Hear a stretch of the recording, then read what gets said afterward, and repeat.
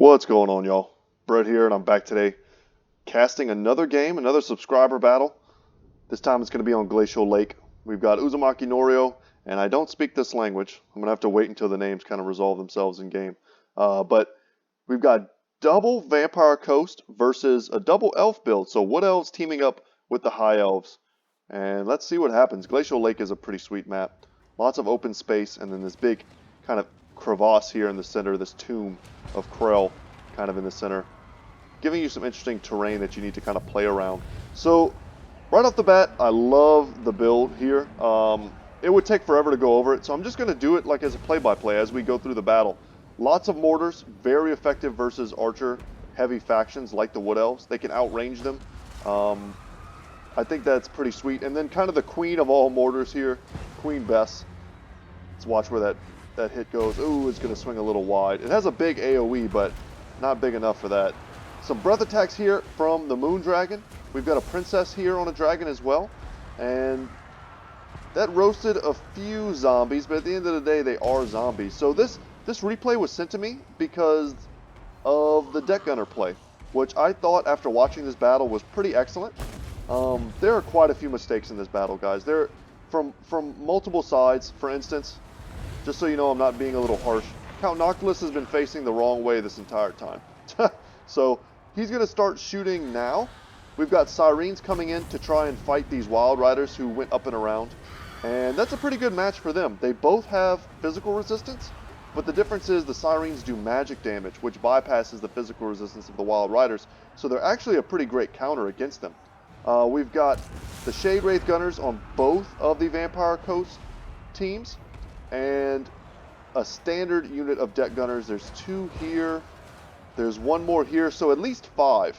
And then tons and tons of mortars with Vampire Fleet Captains in the back. Lots of units to protect, but you'll see here some laps in micro from the High Elf player. The Wood Elf player is working overtime, trying to get his 3 groups of Wild Riders into the back lines to shut down these cannons, to shut down these mortars. But unfortunately, these Silver Helms are being kind of left in reserve. You know, we've got Way Watchers running off the battlefield at this early point. It's going to be rough. They have a lot of ammunition that wasn't used. The Glade Lord sitting up here and using its ammunition to shoot. I like that choice quite a bit. But just look at the overlapping crossfire from all of these deck gunners. The Shade Wraith Gunners are one of my favorite units on the Vampire Coast roster, simply because the aesthetics of their missiles. Like, look how cool that looks. They're supposedly anti-infantry. I just find that they're really not good at shooting infantry. They just never seem to get their value. And Count Noctilus here has been prey of Anathramid. He's taking a Forest Dragon breath to the face, and I'm sure the Way Watchers are going to end his life shortly. The Zombie Pirate were summoned. Once he drops below a certain HP threshold, he drops a group of Zombie Pirates. They'll deteriorate soon, but I'm sure he's not long for this world. Without an Invocation of Nehek, he will go down. So one of the biggest mistakes that I'm seeing, aside from, you know, some slight missed micros, you know, these Scurvy Dogs facing the wrong way, but these animated Hulks are trying to get into these Silver Helms. The Silver Helms not really recognizing that the Scurvy Dogs are in their way. I'm not sure what they're charging into. I would expect that they were trying to go into the mortars, but it seems like they're just trying to outrun these slow-moving but very cool Hulks. You don't get to see these guys very often. I love them as well, just as much as I love Trolls, I think. But the biggest mistake that I'm seeing is the lack of teamwork here, the lack of consolidation of forces. It's taken too long for the High Elf player to engage, not only with his cavalry, but with his front line. And in the meantime, the Wood Elf player was taking a huge beating. It was very clear to me that the High Elf player is perhaps a bit newer to the game, perhaps, and was trying to make some use of his dragons. But against a gun-heavy line like this, you're not going to be able to do that. Your dragons are going to get sniped, and the only way to prevent them from getting sniped is to put as much pressure as you can simultaneously onto the back lines of this, type of army composition. And good on the Vampire Coast players. They brought tons of things to protect themselves, right? For as many mortars and Queen Bess and Shade Wraith Gunners as they also brought tons of zombies and means of summoning lots of zombies. They also have these Morghuls here, which are in kind of a death fight against the Wild Riders. I think on the charge, the Wild Riders would do great against the Morghuls. But once the Morghuls get in there, they have the hunger and they start to regenerate their HP. Really creepy units. And yeah, the Shade Wraith Gunners have not been stopped. They are ethereal. Breath attack going in, it's not a terrible idea to use breath attacks on them. It'll bypass their ethereal physical resistance, but you want to get kind of sideways on them because of the way, see how there's so much spacing in between them? You want to try and hit as many models as possible, and had he done that, he probably would have killed quite a few. And I think it's pretty clear, the writing's on the wall here. This is a pretty short battle. Nothing was able to shut down the constant barrage of attacks. Even the Wild Riders getting onto Queen Bess. You know, Queen Bess, I don't think is firing right now. Yeah, this is her crew.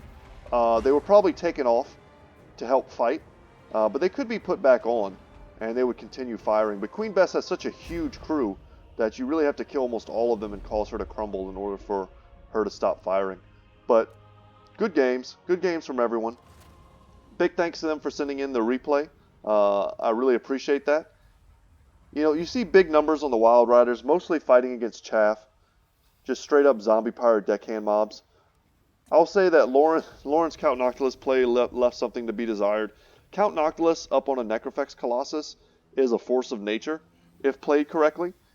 You know, nothing, just tons of summons. He can just drop so many summons. Wrath's Moondial, plus his natural ability to summon, his ability to heal with Invocation of Nehek, plus he's a giant mobile artillery piece. Like, getting 2 kills on him is kind of a travesty. But he took so much of the focus fire from the Way Watchers that the mortars were able to rain down hot lead, and so was Queen Bess, and they were able to shut them down, drive them off the battlefield. And at that point, you know, just a small group of Dryads with Wild Riders is just not enough.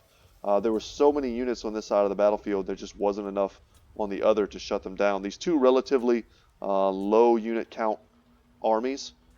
Mage with the Lore of Life. Didn't really see her doing too much. I'm sure she was probably wasting a lot of her magic trying to keep these dragons in the fight. I saw that there was a Great Eagle that really didn't do anything for most of the battle. And the Eagle Claw Bolt Thrower for the High Elves was shooting at, I think, the handgun versions of the zombie pirate deckhand mobs, which is not a great target. You want to be shooting at large targets or artillery pieces. Very good at sniping artillery pieces is the Eagle Claw Bolt Thrower. But yeah, so that's going to be it. You know, some good numbers on some of these units, but they just waited too long to attack. The Wood Elf ally was nearly spent in terms of, you know, their most valuable units, the Way Watchers, being driven off the battlefield. The dragons were nearly dead, and that was when the High Elf infantry moved forward. And it was just a little too late at that point. That would just be my constructive criticism. When you're playing 2v2s, try and coordinate your attacks a little bit better. It's pretty much a recipe for disaster every time if one player engages and the other player hangs back, and that wasn't their strategy, right? If one person brings a bunch of artillery and ranged units, and of course they're going to hang back, right? But when each person brings, you know, their own balanced army as if they're playing a 1v1, and then one person engages 1v2 and the other person doesn't, they just try and, you know, kind of mess around with dragon play and, you know, using their Eagle Claw Bolt Thrower, stuff like that, it's going to spell disaster for your team. So try and coordinate. That's the best advice I can give, I think. But guys, thank you so much for watching this short replay. I hope you enjoyed it. I've got plenty more to search through. And yeah, if you'd like to send me replays, I have a Discord channel where you can do that. Just look for the description down below. There's a link to that Discord channel. Feel free to join if you would like. There's a lot of people in there right now who get together and play Total War, Warhammer 2, multiplayer stuff, and have a lot of fun. So I'm looking to do a lot more stuff in the future. Sometime very soon, I would love to do some like subscriber-only siege battles. I think that would be fun. I don't know too many people that are doing that, given that kind of attention to sieges right now. And my new computer is pretty much all set up, so, and it's beautiful. Guys, it's so pretty. Just having every setting turned up to 11 and just doing nothing but slow motion close-ups on every battle. It's been a blast, but I'm going to be making use of that soon. This is still me recording on my laptop. For the moment, it's still just easier to do. But you'll notice a significant quality difference. I'll do a ton more slow-mos. We'll do a lot more, you know, cool shots. But for now, this is what I've got to work with. So I hope you still enjoyed it. But that's going to be it for me today, guys. Thank you so much. And once again, my name is Brett. My channel is Goodtalk Gaming. And as always, y'all, I will see you in the next one. Take care.